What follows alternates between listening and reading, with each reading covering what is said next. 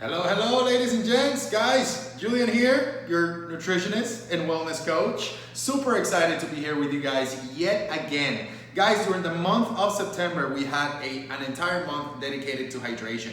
So we're gonna switch it up a little bit here and we're gonna dedicate the entire month of October to productivity. For those of you that are looking to increase your productivity levels, I have some great concepts that I want to introduce to you guys.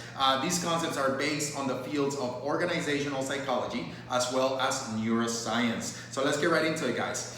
Today's topic of discussion and today's concept, it's called the gap versus the gain. And this has been a life-changing concept that I have applied to my life. This is based on organizational psychology, and some of the methods that I added to the formula, the steps in order to get there, are based on neuroscience or research. So guys, let's get right to it. So the gap in the gain, the concept of the gap in the gain, in order to incorporate it, we must first set a goal. That's gonna be step number one. So here I am, here's Julian at the beginning of a process, something that I'm trying to accomplish, somewhere that I'm trying to go with my life, whether it is personal growth or a sport. There is something that I want to get done. So this is my starting point. So when it comes to the gap versus the gain, the first thing that I must do is going to be set up a goal, a very specific goal. What happens with the specific goals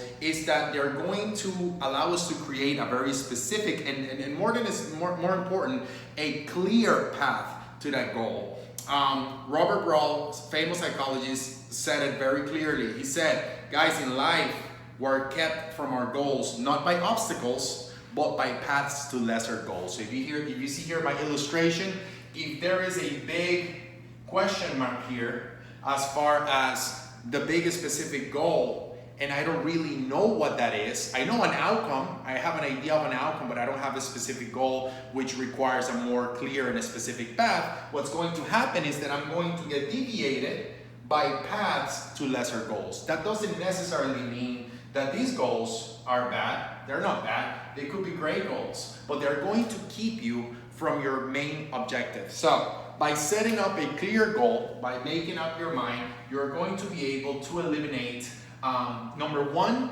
paths to lesser goals, which we could address later and turn it into a bigger goal. And number two, you're going to eliminate a lot of decision fatigue. Decision fatigue happens when we have a lot of decisions to make during our day. When we have maybe one or two tasks that are going to get us ahead of the game, but we simply get distracted by those other lesser paths. So the step number one is to set a very clear goal. So once I have a clear goal set, then I can start to build my map to the future, my road to the future, that clear path. That's step number one of the concept of the gap versus the gain. Step number two, that's going to be a concept also in the field of psychology called Pearson's Law. And Pearson's Law states that whatever it is that we measure will improve, and whatever it is that we measure and report, talk about it, discuss it, improves exponentially. So the next thing that we want to do after we set a clear goal, which should give us a clear path to that goal, or at least an idea of the things that we have to do, then we're going to go and apply the concept of Pearson's Law, and we're going to create some sort of measurement system. And the measurement is not for you to compare your results to others, it's for you to simply be able to measure how far you have come. Just like our finances. If we don't measure our finances, we don't keep track of our finances, we don't know where the money goes, correct? And it'll be very hard to improve our financial situation. It's the same with our goals, with our personal wishes and desires. We need to make sure that we have some sort of measurement so we can see where we need to improve and what we need to do. Okay, so Pearson's Law states, once again, whatever it is that we measure improves, and whatever it is that we measure and report improves exponentially. You create accountability. So tell people about it. Get excited. Create some accountability. Good stuff. Next up, last but not least, and this is very much reference to the entire concept of the gap in the gain, and it says measure your current self, who you are right now, versus your former self, who you used to be. And that's when we can apply the concept of the gap and the gain. The gap in the gain simply states that if we constantly focus on how much we have to go, how much, I'm right here and I need to get all the way up here. If I look at how far I have to go, I will find myself unmotivated, and I will find myself most likely maybe frustrated, and therefore I might not even want to do it anymore, okay? So we want to make sure that when we look at the path, we're not measuring how far we have to go. How about we take a first step? I'm gonna take my first step and I'm gonna end up right here. I did a couple of things that helped me get a little bit closer to my goals. Once I get here to that first milestone, something is gonna happen in my neurochemistry. This is where neuroscience comes in, called dopamine. Dopamine is a neurotransmitter and is in charge of producing a sense of reward amongst other functions in the body. But this is the reward chemical, neurotransmitter. With reward comes the sense of achievement. With the sense of achievement comes confidence. And with confidence, we feed motivation. What happens when we feed motivation? We are able to take another leap, another step. Now I feel capable of doing that. So just a quick pause here. In order to make that first step, something that I recommend is that we reduce all friction. Let's make it small. If I want to become a professional basketball player, okay, I'm not going to start by trying out at the NBA. Maybe I should start by practicing a lot of shots, maybe get a coach, invest in myself, and then I can start looking to tackle the bigger goals. But if I set a small goal of doing 10 shots, 10 basketball shots on my first practice, that's pretty achievable. So if I achieve it, now I feel like I'm capable, because I am, of doing it. And now the next day, maybe I'm gonna feel confident enough to take 12 shots instead of 10, and so on. So once we hit that first step, we get confident enough, I feel great, I go and I make my other step. Now I'm here. Now I get a little bit more dopamine.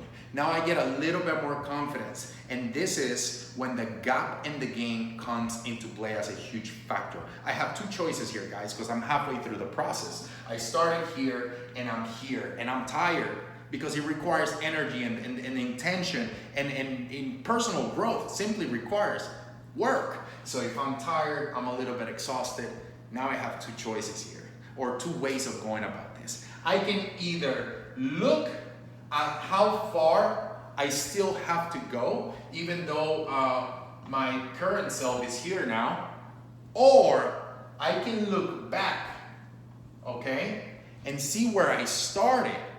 Where did my former self start, and how much I have already accomplished. Now, doing this action, looking back and measuring the gain, okay, versus the gap, is going to forever provide me with motivation, with confidence, in order to continue going. And remember, guys, this specific goal requires a certain specific of actions, right? Specific behaviors to get there. However, I'm still outcome driven. I still want to make sure that at the end of the day, the outcome is what I'm chasing. So what happens now, because I am outcome driven, even if I didn't make it, the next time I take a step all the way to my goal, because I am applying the concept of the gain versus the gap, and I measure myself versus my former self. I don't measure myself versus somebody else's former self, or how someone else did it. I'm going against myself. So when I do that, what happens is that I'm going to shortly realize here how much I learned from here to here, how much I truly gained, regardless whether you achieve that specific goal or not. Along the way is where we will learn the most, along that journey. So guys, the gain versus the gap. Very simple. Think about it this way. This will summarize it for you. I'm climbing a hill. I'm on a mountain. Here we go. We're going to illustrate this. This is going to be a lot better if we get a little illustration.